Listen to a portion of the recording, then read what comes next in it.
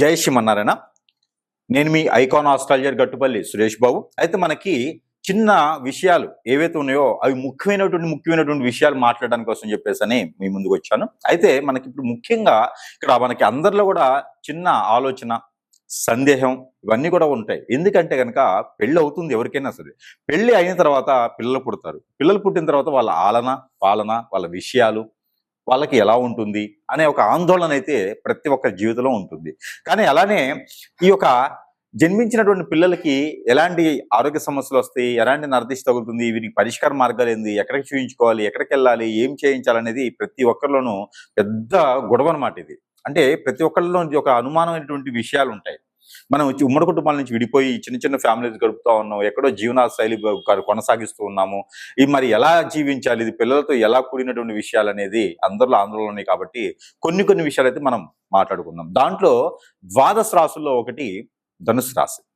ఈ ధనుసు రాశిలో పుట్టినటువంటి పిల్లలు ఎవరైతే ఉన్నారో, పిల్లలు అంటే 16 సంవత్సరాల లోపు వాళ్ళని పిల్లలు అంటారు. ఈ 16 సంవత్సరాల లోపు పుట్టినటువంటి పిల్లలు ఎవరైతే ఉన్నారో, ఈ ధనుసు రాశిలో పుట్టిన పిల్లలకి ఒక 2-3 గండాలు ఉంటాయి. అలానే వీరు పుట్టినటువంటి నక్షత్ర ప్రకారంగా, నక్షత్ర పాదాల ప్రకారంగా కూడా ఇంట్లో వారికి ఇబ్బంది ఉంటుంది, మంచి ఉంటుంది. కాకపోతే దాంట్లో ఈ ధనుసు రాశిలో పుట్టినటువంటి వారికి మొదటిగా చెప్పాల్సిందంటే ఇంకా ఇది ఎవరు కూడా ఇబ్బంది పడే అవసరం లేదు, దాని పరిహార మార్గాలు కూడా ఉంటాయి. ముఖ్యంగా ఈ ధనుసు రాశిలో పుట్టినటువంటి పిల్లలు ఎవరైతే ఉన్నారో, వీరు పుట్టుకతో వారికి ఆర్థిక సమస్యలు అలానే కొనసాగుతూ ఉంటాయి. మా అబ్బాయి పుట్టాడండి, మాకు ఆస్తి కలిసి వచ్చింది, మా అమ్మాయి పుట్టిందండి, మాకు ఆస్తి కలిసి వచ్చినాయి కాదు. ధనుసు రాశిలో ఎవరు పుట్టినా కూడా వారి ఆస్తులు అంతస్తులు కలిసి రావు, అలానే ఉంటాయి. కానీ కొనసాగుతుండేటువంటి జీవితం బాగుంటుంది. మిడిల్ క్లాస్లో ఉన్న, అప్పర్ మిడిల్లో ఉన్న, హై క్లాస్ లో క్లాస్లో అయినా కూడా ఎలా అయితే ఆ బాబో బేబీ ధనుసు రాశిలో పుట్టిన వెంటనే అలాగా హై లెవెల్లో అలా కింద స్థాయిలో వెళ్ళరు, అలానే కొనసాగుతూ ఉంటుంది జీవితకాలం కూడా. అయితే ఆ బాబుకు 12 సంవత్సరాలు 16 సంవత్సరాలు వచ్చిన తర్వాత బేబీకైనా ఆ కొనసాగేటువంటి జీవితం కొంతమేర మార్పులు చెందుతూ ఉంటుంది. అంతేగాని నైట్ కోటీశ్వరులు అవడం కానీ, నైట్ కోల్పోవడం కానీ జరగదు. ఫుడ్కి జరగకుండా పోదు, అలానే కొనసాగుతూ ఉంటుంది. అయితే ఇది ఒకటి ముఖ్యంగా గుర్తుపెట్టుకోవాలి. మరొకటి, ఈ ధనుసు రాశిలో పుట్టిన వారికి కొంతమందిలో ఆ గ్రహాల పరంగా చూసుకున్నట్టయితే కనుక 4వ స్థానంలో శని భగవానుడు ఉండి, 6వ స్థానంలో శని భగవానుడు శుక్రుడితో కూడుండి, 8వ స్థానంలో శుక్రుడు కుజుడు శనితో మూఢమిగా ఉన్నట్టయితే కనుక వారిలో ఖచ్చితంగా తండ్రికి కానీ తల్లికి కానీ అపకీర్తి కానీ రావటము, పేరు ప్రఖ్యాత కోల్పోవటము, ఆస్తిలో కొంతమేర నష్టం రావటము, ఆరోగ్య సమస్యలు రావటం అనేది జరుగుతుంది. అలాగే పిల్లల్ని హింసించకండి, దాని పరిష్కార మార్గాలు కూడా ఉన్నాయి. ఎందుకంటే లోపాలు కూడా మనం చెప్పుకుంటేనే మన పరిష్కార మార్గాలు అనేది వస్తాయి. అలానే ఆడపిల్లల దాంట్లో శుక్రుడు 5వ స్థానంలో ఉంటూ, అలానే చంద్రుడు కానివ్వండి, శుక్రుడు 5వ స్థానంలో ఉంటూ, అలానే రవి భగవానుడు కానివ్వండి, బుధుడు కానివ్వండి, గురువు కానివ్వండి 6, 8, 9వ స్థానంలో ఉన్నారు. దానికి శని చూస్తున్నాడు లేదా గురువు చూస్తున్నాడు అన్నట్లయితే కనుక, ఇలాంటి గోచారంలో కనుక ఉన్నట్లయితే వారికి తల్లిగారికి అపకీర్తి, జాబుల నుంచి భయదొలగటం, అలానే వ్యాపారంలో నష్టాలు రావడం జరుగుతుంది. ఇది ఎంతవరకు పుట్టిన తర్వాత 5 నుంచి 7 సంవత్సరాల లోపు ఇలాంటివి దొరుకుతాయి. అలా కాకుండా ఉండాలి అనుకుంటే వారుక మనకి చివరిలో పరిహారాలు కూడా ఉంటాయి. అలానే ఈ యొక్క బేబీ ఎవరైతే పుట్టి ఉంటారో ధనుసు రాశిలో పుట్టినటువంటి వారికి ఖచ్చితంగా 2 గండాలు అయితే ఉన్నాయి. అది 7వ సంవత్సరంలో వచ్చేటువంటి గండం అగ్నితో ఉంటుంది. తర్వాత 11వ సంవత్సరంలో ఆరోగ్యపరంగా ఉంటుంది. ఈ 2 గండాలు దాటారు అంటే గనక ఇక వారిని ఆపేటువంటిది ఎవరికీ లేదు. ఈ గండాలు కూడా రాకుండా ఉండేందుకు పరిహారాలు కూడా ఉంటాయి. పరిహారాలు చేయడం ద్వారా ఏమవుద్దంటే పెద్ద సముద్రాలు కాకుండా చిన్న పిల్ల కాలువలు అన్నట్టుగా ఉంటుంది అన్నట్టు.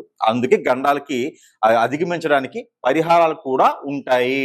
అయితే ఇందులో పుట్టిన వారికి లక్షణాలు ఎలా ఉంటాయి? వీరు మొండితత్వం ఉంటుంది. 100 మాటలు మనం చెప్పితే కూడా ఒక్క మాటతో వాళ్ళు సమాధానం ఇస్తారు. ఎవరితో మాట్లాడరు, ఎక్కువగా పూసుకోరు, వీరికి ఫ్రెండ్షిప్ ఎక్కువ ఉండరు, వారి పని వారు చేసుకుంటూ వెళ్ళిపోతారు. చైతన్యవంతులు, నాగరికత ఉన్నవారు, నేర్పుత తెలిసిన వారు, పద్ధతులు వారి దగ్గర నుంచి ఇంకా ఎదుటి వాళ్ళు నేర్చుకోవాల్సినటువంటి వారు, చదువు బాగుంటుంది, కోడింగ్ లాంటి వాటిల్లో చాలా బాగుంటుంది. ఇంకా వారు ఏదైనా కంపెనీలు స్థాపించేటువంటి స్థాయిలో ఉండేలాగా ఉంటారు. వారు ఎదిగే కొంది తల్లిదండ్రులకే కాదు ఆ కుటుంబం మొత్తం కూడా చాలా అభివృద్ధి అవుతుంది. 22 సంవత్సరాలు వచ్చేటప్పటికి ఖచ్చితంగా వారు సెటిల్ అయిపోతారు ఫ్యామిలీ. అందుకనే ధనుసు రాశిలో పుట్టిన వారికి అదృష్టం. అందుకని చివరి వరకు కూడా మనం వీడియోని వినాలి. మొదట్లో లోపాలు ఉంటాయి, తర్వాత మంచి ఉంటుంది. వారిలో కలిసి వచ్చేటువంటిది ఏంటంటే కనుక ఆరెంజ్ కలర్ వారికి బాగా కలిసి వస్తుంది. పిల్లలకి ఇలాచీలు తినాలి ఎక్కువగా, వారు ఎక్కువగా ఇలాచీలు, లవంగాలు, మిరియాలు లాంటివి ఎక్కువ తినడం వల్ల వారికి అన్ని రకాల ఇబ్బందులు తొలగిపోతాయి. మనం అనుకున్నటువంటి గండాలు, అలానే పేరెంట్స్ ఏ పాదంలో పుట్టినా కూడా వారికి ఉండేటువంటి అపకీర్తి, అపనష్టం ఇవన్నీ కూడా తొలగిపోయేదానికి వారు చిన్న చిన్న పరిహారాలు చేసుకోవాలి. తల్లిదండ్రులు ఆ అబ్బాయి మాట కానీ అమ్మాయి మాట కానీ విన్నా కూడా ఇబ్బంది లేదు. వారికి ఎలాంటి చెడు అలవాట్లు ఉండవు, చెడు దృష్టి ఉండదు, మంచి వాళ్ళుగా పని కొనసాగిస్తారు. ఆ పిల్లల నుంచి పెద్దలకి పేరు ప్రఖ్యాత వచ్చేలా ఉంటుంది. అది ఎలాగా? చిన్న చిన్న పరిహారాల ద్వారా కూడా చేసుకోవచ్చు. అలా చేసిన తర్వాత అన్ని రకాల ఇబ్బందులు తొలగిపోతాయి. అది ఏంటంటే ఈ ఎక్కువగా వీరికి చేయించాల్సింది ఏంటంటే సత్యనారాయణ స్వామి వారి వ్రతం. ఆ అబ్బాయి పేరు మీద, అమ్మాయి పేరు మీద సంవత్సరానికి ఒకసారి చేయించాలి. లేదంటే శ్రీ శ్రీ వెంకటేశ్వర స్వామి వారి రథ చరిత్ర, ఈ వెంకటేశ్వర స్వామి వారి రథ కథ, వెంకటేశ్వర స్వామి వారి కళ్యాణం సంవత్సరం ఒకసారి అయినా సరే అబ్బాయి పేరు మీద చేయించాలి. ఇక తర్వాత రాహువు, కేతువు పూజలు ఇవైనా చేయించాలి. విష్ణు ఆలయంలో సంవత్సరంకి ఒకసారైనా, కనీసం 6 మాసాలకి ఒకసారైనా సరే పులిహోర నైవేద్యం పెట్టాలి. దీనితో పాటు వీరికి ప్రతినిత్యము కూడా వీరిలో కొంత స్ట్రెస్ ఫీల్ ఉంటుంది. ఎక్కువగా ఆలోచిస్తారు వీళ్ళు. ధనుసు రాశిలో పుట్టిన వారు ఎక్కువగా ఆలోచిస్తూ ఉంటారు. ఎప్పుడు కూడా ఏదో ఒక సమస్య, ఏదో ఒక ఆలోచన అవన్నీ బాగుపడటానికే. కానీ ఎక్కువ ఆలోచిస్తూ ఉంటారు కాబట్టి ఆరోగ్య సంబంధించి ఎక్కువ ఉంటుంది కాబట్టి డ్రై ఫ్రూట్స్ ఎక్కువ తింటే వారికి మంచి కలిసి వస్తుంది. పాలు, డ్రై ఫ్రూట్స్ ఎక్కువగా తినాలి. వారు ఇమ్యూనిటీ కొంచెం తక్కువగా ఉంటుంది ధనుసు రాశిలో పుట్టిన వారికి. కాబట్టి పాలు వగైరా లాంటివి, ఆకుకూర లాంటివి ఎక్కువగా తినాలి. వీరికి వచ్చే ఆరోగ్య సమస్యలు లివర్, కిడ్నీ, ఆస్తమా, అలానే ఇంగ్రీడియన్స్ తగ్గడం వలన వారికి స్టమక్ రిలేటెడ్ గ్యాస్ట్రిక్ ట్రబుల్ అంటారు కదా, అలాంటి సమస్యలు ఎక్కువగా బాధిస్తూ ఉంటది వీరికి. అలాంటప్పుడు వీరికి ఏంటంటే ప్రతినిత్యం కూడా బార్లీ కానీ, ప్రతినిత్యం కూడా సాబ్దానా కానీ, ప్రతినిత్యం కూడా సభ్యం లాంటి వాటితో జావకాసి ఇవ్వడం. మనకి మిలెట్స్ అంటారు వాటిని, చిరుధాన్యాలు, రాగులు, సజ్జలు అలాంటివి ఉంటాయి అన్నమాట. రాగులు, సజ్జలు, జొన్నలు, కొర్రలు ఇలాంటి వాటికి రొట్టెలు కానీ ఇలాంటి వాటితో వారికి ఏదైనా జావ కానీ కాసిచ్చినట్టయితే వారి ఇమ్యూనిటీ లేకుండా, ఇబ్బంది లేకుండా ఉంటుంది. వారిలో స్ట్రెస్ ఫీల్ ఏదైతే ఉందో దానికి డ్రై ఫ్రూట్స్, ఇలాచీలు అనేది పిల్లలకు పెడుతూ ఉంటే ఇబ్బంది లేకుండా ఉంటుంది. అయితే వారికి సత్యనారాయణ స్వామి వారి వ్రతం, శ్రీ వెంకటేశ్వర స్వామి వారి వ్రతం కానీ, లేకపోతే కళ్యాణం కానీ, అలానే వీరికి ప్రతినిత్యం కూడా దిష్టి ఉప్పుతో తీయాలి. ఉప్పుతో దిష్టి తీసుకున్నట్టయితే వీరికి ఉన్నటువంటి ఆలోచన అన్ని రకాల బాగుంటుంది. జాబ్ పరంగా బాగుంటుంది. వీరిలో ఇంకొకటి, జాబ్ కూడా వీరికి వచ్చింది అంటే అది ఒకేసారి హైక్ వెళ్ళదు. వీరికి స్టెప్పులుగా ఒక స్టెప్ నుంచి మరో స్టెప్, ఒక స్టెప్ నుంచి మరో స్టెప్ వేయడానికి వీరిలో కొంత ఆలోచన అవుతుంది, కానీ సక్సెస్ గా అవుతుంది. వీరితో పాటు పుట్టిన వారు అందరూ ముందుకెళ్ళిపోతున్నారు, వీరు ఇక్కడ ఆగిపోయారని బాధపడకండి. ఖచ్చితంగా వారు కూడా ముందుకు వెళ్తారు. వీరిలో స్టెబుల్గా వెళ్తుంటారు ముందుకి. కాబట్టి చాలా మంచి వ్యక్తులుగా ఉంటారు. వారు పెళ్లి చేసుకున్న వారు అదృష్టవంతులు అవుతారు. ఇలాగా ఈ యొక్క రాశిలో పుట్టినటువంటి పిల్లలకి ఈ లక్షణాలకి ఈ యొక్క పరిహారాలు చేసుకొని అదృష్టవంతులు అవ్వచ్చు. కానీ దిగులు పడకండి.